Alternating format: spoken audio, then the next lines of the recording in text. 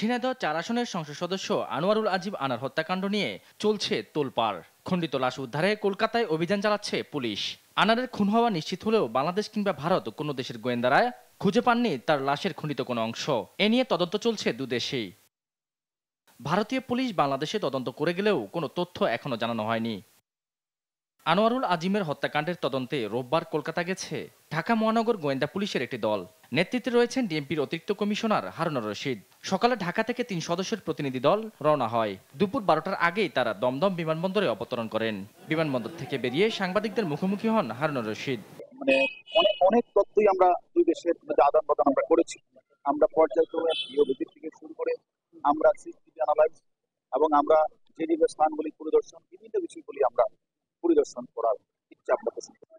আনারের মরদেহ খুঁজে পাওয়ার বিষয়ে আশা প্রকাশ করেন ডিবি প্রধান। আমরা মনে করি এই কলকাতা পুলিশের কাছে আমরা এসেছি, আমরা তাদের কাছে সহযোগিতা চাইব।